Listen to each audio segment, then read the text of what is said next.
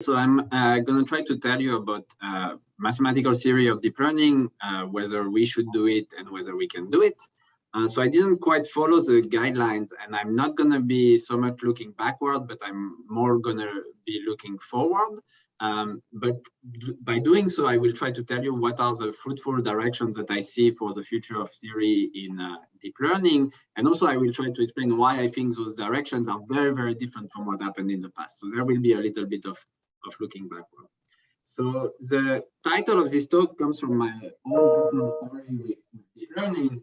And, I was there in 2011 when they had the breakthrough, on ImageNet dataset. And at the time, and for quite a few years, I was questioning whether I should be thinking about these problems. And the reason why I was questioning whether I should be working on it is because it felt like maybe it was just a big engineering trick.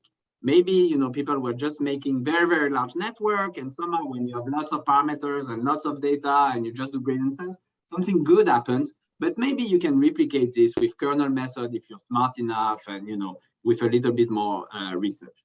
But then there were a couple of watershed moments for me.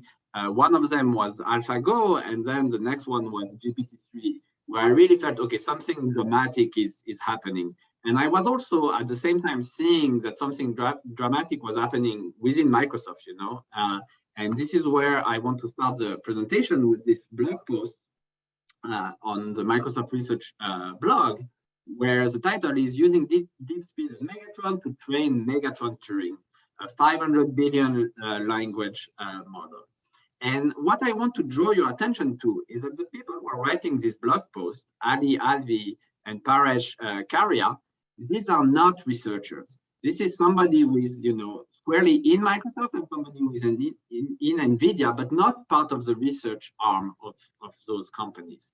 And I think this is quite the endorsement, if you think about it, for deep learning, that, some of the most valuable, if not the most valuable company in the world is investing tremendous amount of money to develop, this new technology. It's something real is happening. Like the economic, implications are enormous, and we should be working on it. And of course, I was quite slow to come to this realization. Many other people have realized it for a long time. But another realization that I have had is that, in fact, there is something fundamental.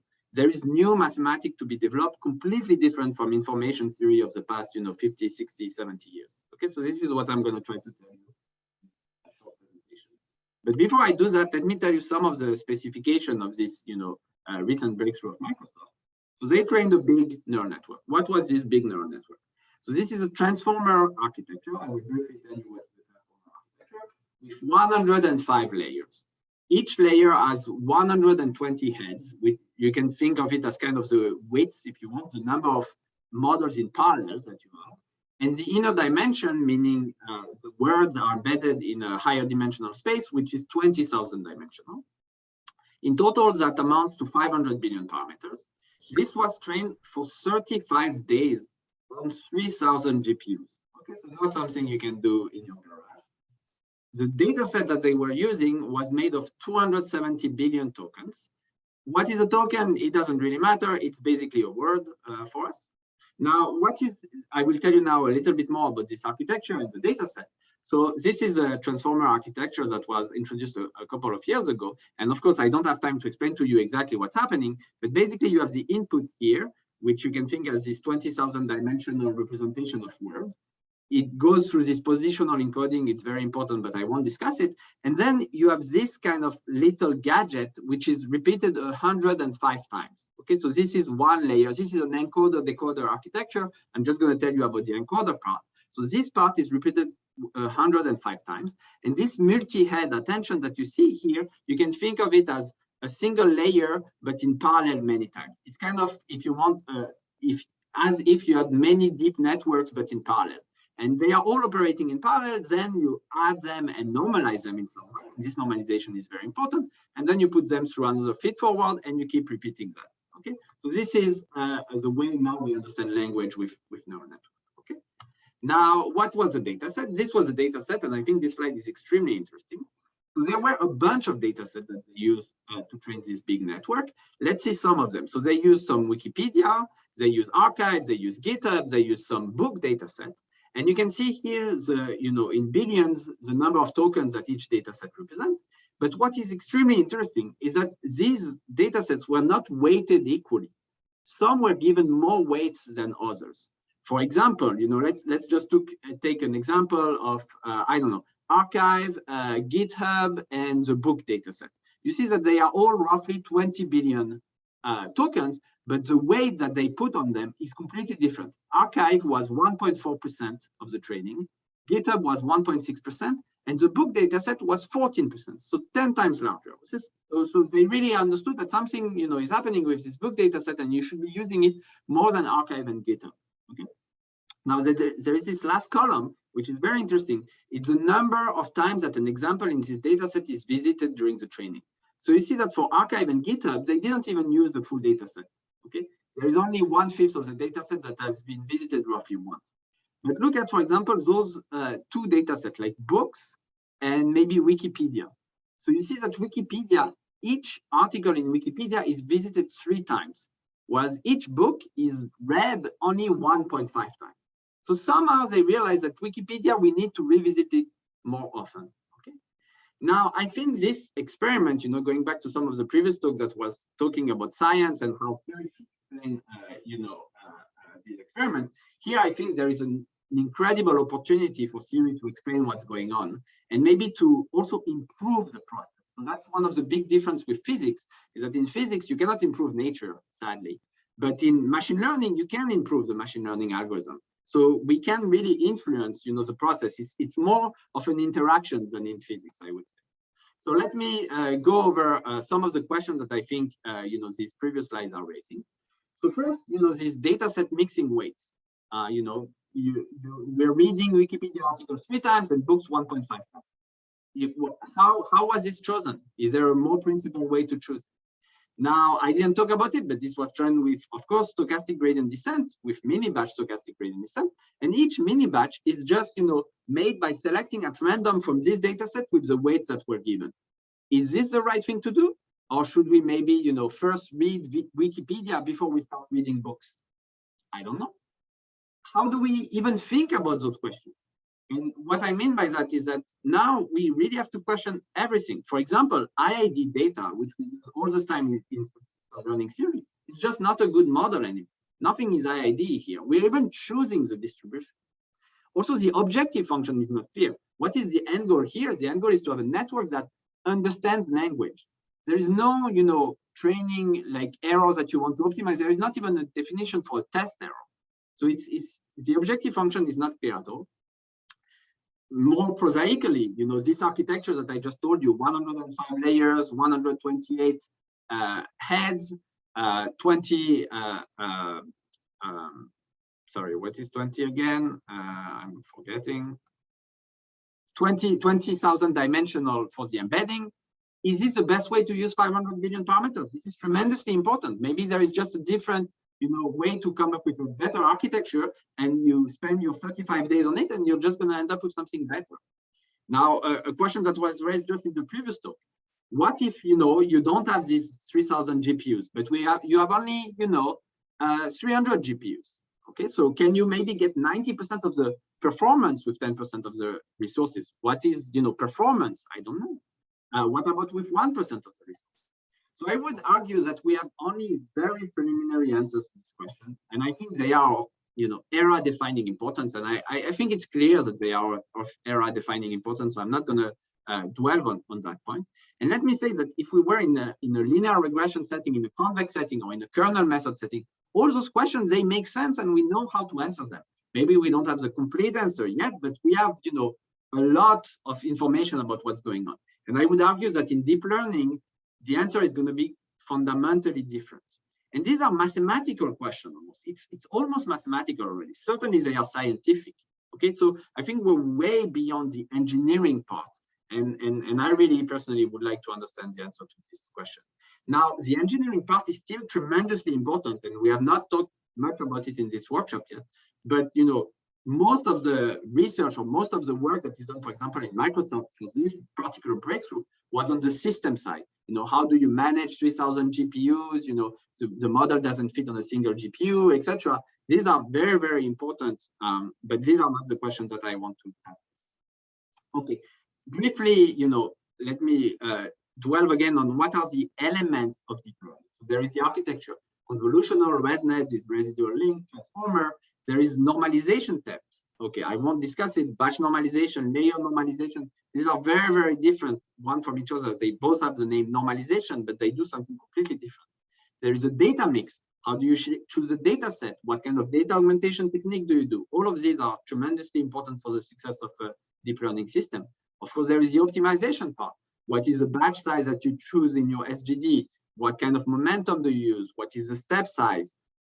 Something extremely interesting is what I call the phasing. So it's not like you run SGD once and then, for 35 days and then you call it a day and you output your network. There's many more phases than that. For example, you can do pre-training, okay? You can do curriculum training. Curriculum training is not currently used in practice, but this is an idea that makes a lot of sense. So curriculum training would be like, I first, train on Wikipedia and then I train on books. I feel like maybe I should learn Wikipedia before learning to read books. Then there is knowledge distillation that many of you know, where you train a model and then you retrain it on the output of this model, and that improves. And from an information theoretic perspective, what's going on there? There's no new information that is being fed to the system. Yet when you train a second time on the output of the first network, you do better. Okay. So this is really mysterious. And of course, from a convex perspective, it's completely incomprehensible. Okay. Now, what I have understood is that, maybe in the past 10 years, many of us, we were kind of looking for a single one-shot explanation to all of these things. What I now believe is that each element in this slide is itself like a topic of study, which is probably worth maybe an entire book. Each one of the words in this slide. So there is not going to be a single explanation, and we should take apart all of these elements and try to understand them independently. And the reason why each of them work might be completely different. Okay, so I'm going to try to give you some examples.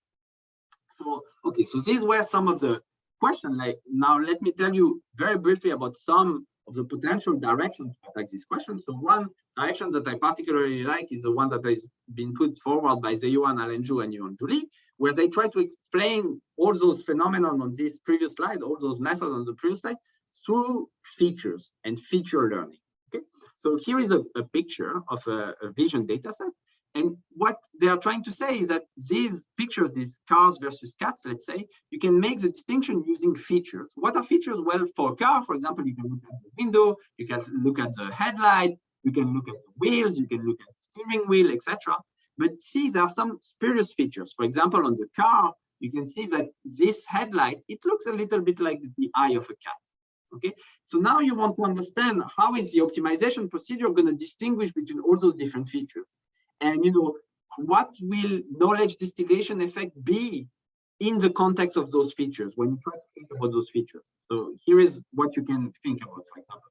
So for example, knowledge distillation maybe is going to be explained because if I tell you that this, you train your network once, and then it sees that on this image, it's telling you that it's 0.9 car and 0.1 cat. Where is the 0.1 coming? The 0.1 is coming from the cat eye here. So if I train a second time, I now have kind of more knowledge. Now I know that this image, I should be looking inside for something that looks a little bit like a cat. I can try, to improve my learning through that. Ensemble learning. So I told you, that in this Microsoft network for language model, there is 120 heads.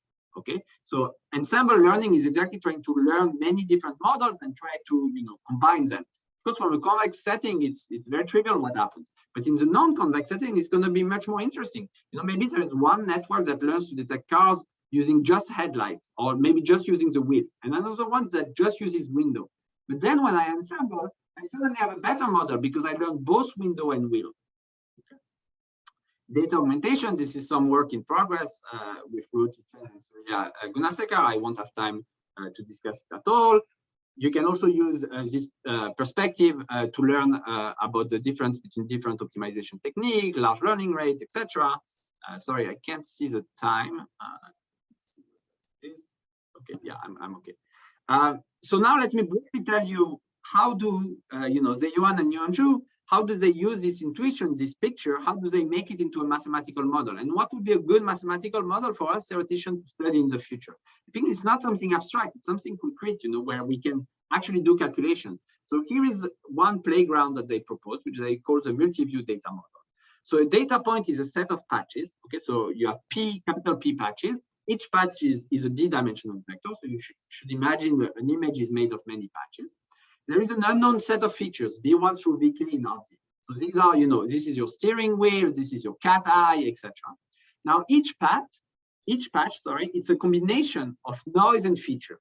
Okay, in some combination, maybe a car, it has a 10% chance of having a cat eye, and then it has a 90% chance of having a steering wheel and a 20% chance of having a window.